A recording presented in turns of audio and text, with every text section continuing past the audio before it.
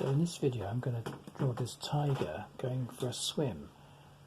Just like the movement you've got in here, so like in the first video, let's just start with the middle of the body. I'm not going to draw it very big this one, I'll just see if I can get a feel for it. So we're going to the hind quarters here, fore quarters, and then got a leg stretching out here.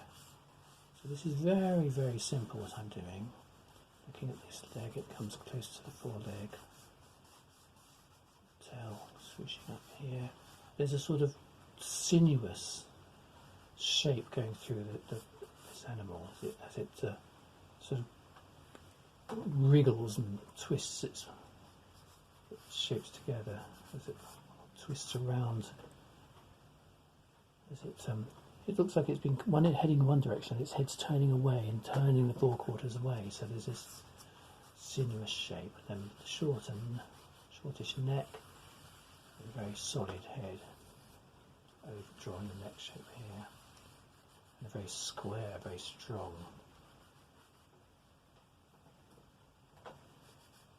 muzzle. So here we go, we've got the basic shape. So let's see if I can make it look tigerish. So it's again just finding your way by getting this lovely flowing method of drawing. Don't hold your pencil too close to the ends. One of the ways to help this flow is to hold the pencil halfway down or even a little bit further back, just to give it a little bit of, keep it loose in your hands so it flows. And I'll come back to that leg, looking at the angle this one makes.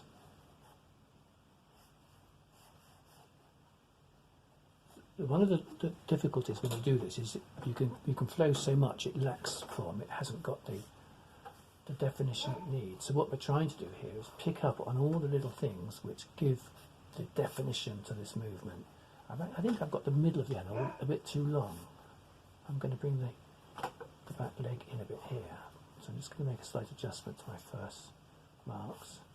Yeah, so that leg's going to come into there. This leg's going to come forward a little bit as well.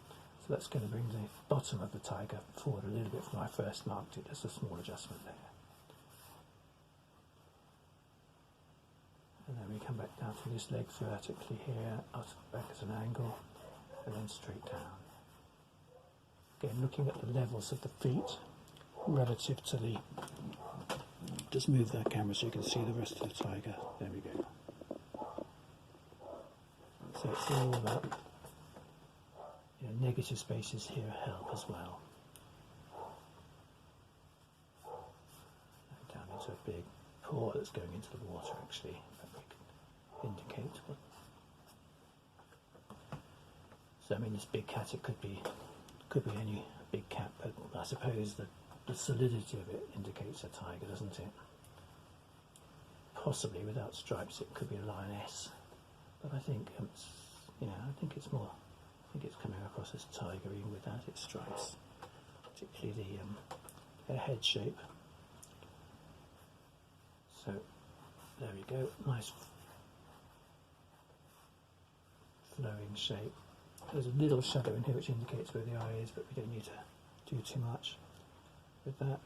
So that's got our big cat. Let's move on. Let's do a dingo. Here we got the dingo. I'll move that up here now so you can, actually I'll move it in here.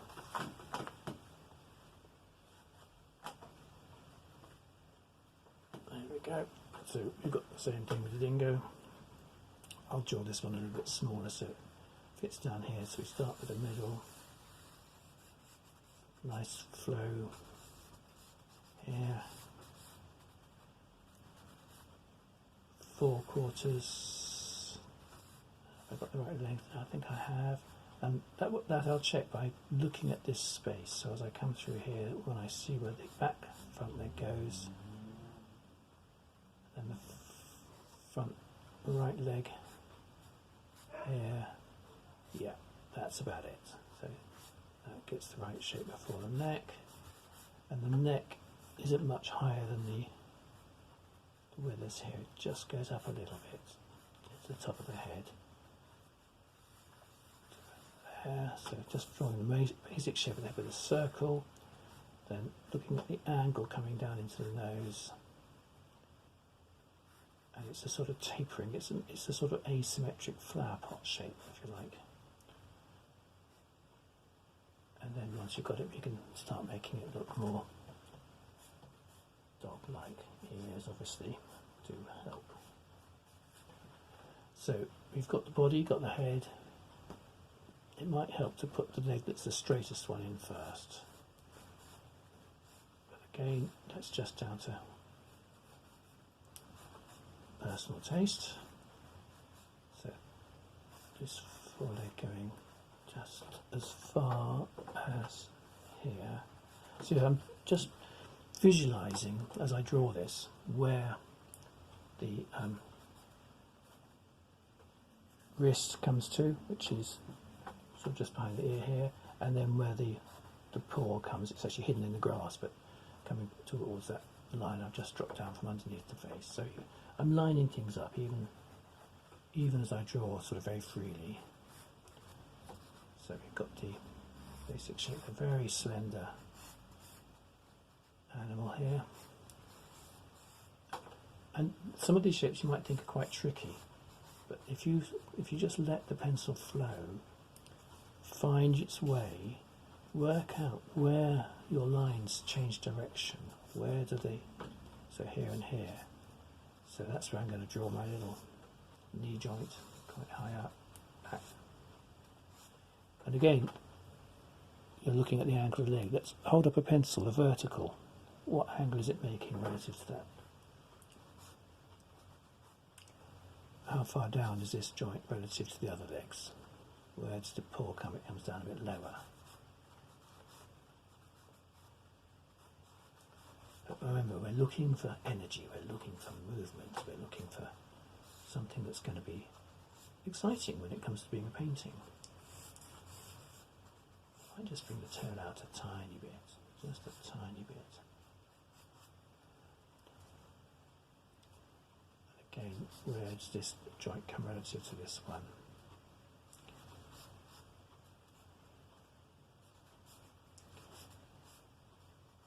It wants to look stealthy, it's prowling.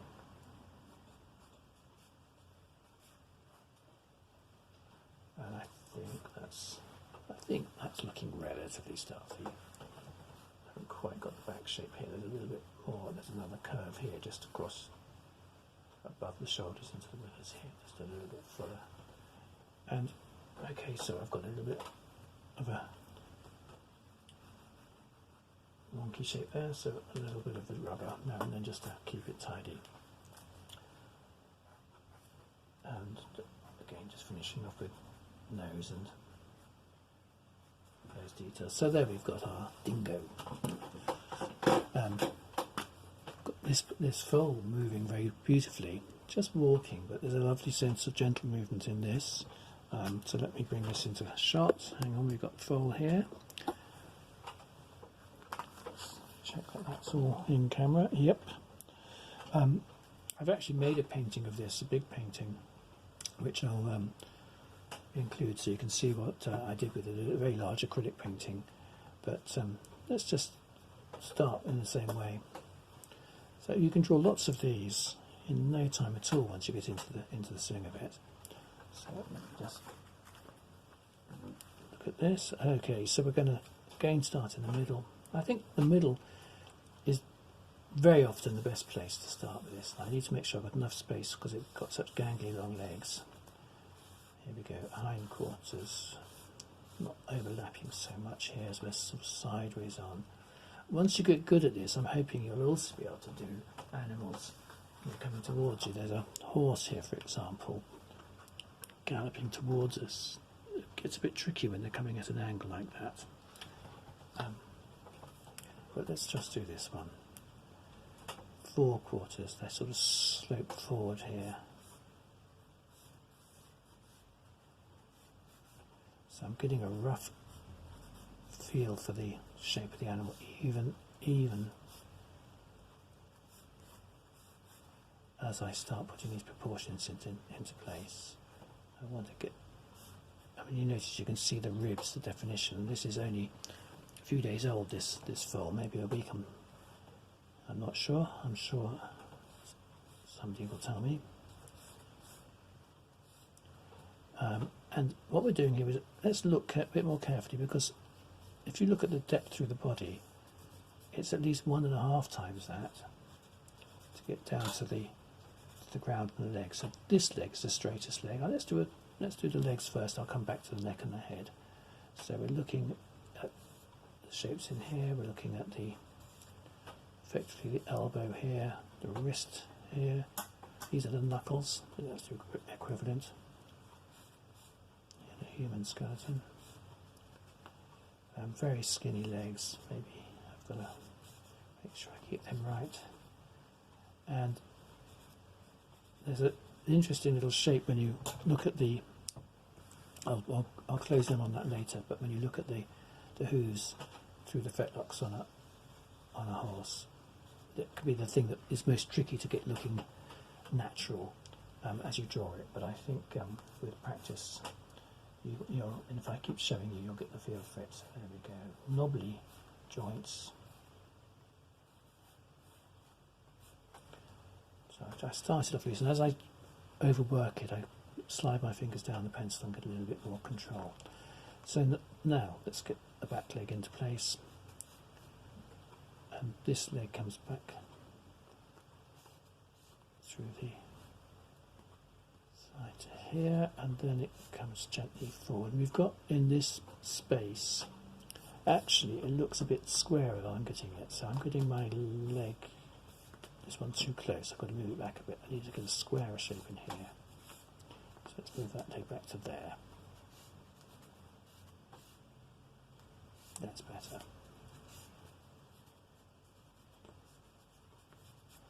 And then as we've done that, we've got to just move the hindquarters back a bit so that we can get the leg here. That's it, going all the way back to the joint over here. It's always interesting when you sketch a foal, because their joints are so disproportionate to their limbs. So it gives you, as an artist, a lot of scope for really picking up on the structure of these joints. And I think if you can do that, you'll get a good feel for the characteristics of the animal as a whole. So here we go. We're going back to this hoof here. A little tail sticking out. Sorry.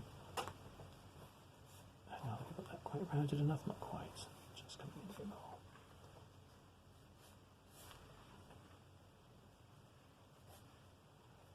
So yeah, we've got to now get the front leg here. Where does it come from? And often, actually, another little tip. Let's get rid of this leg where I got it too close.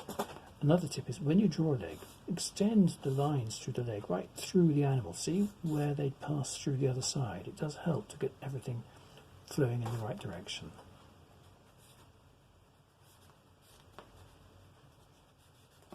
Again, I've not left enough space, do you notice? So I've got to just move this joint out a bit. I'm not looking carefully enough. Here we go. Up to here, and then a bit further than to there. So let's just take away the wrong one.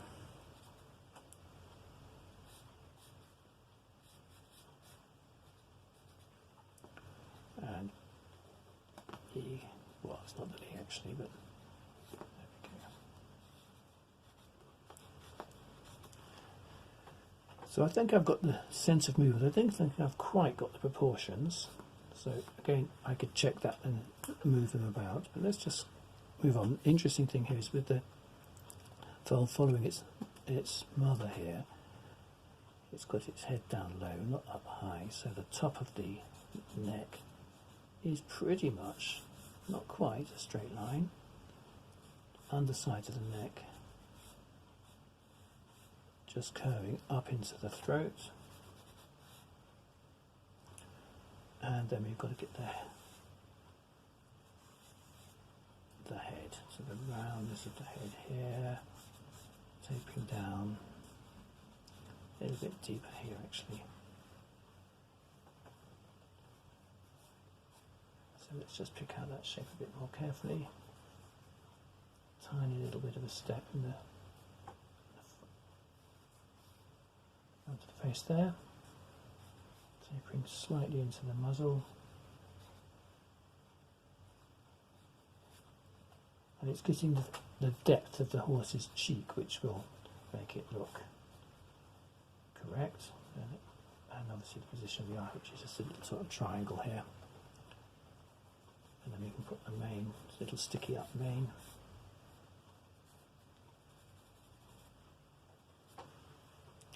So again, we've got a little bit of movement. I haven't gone back to draw over every shape perfectly,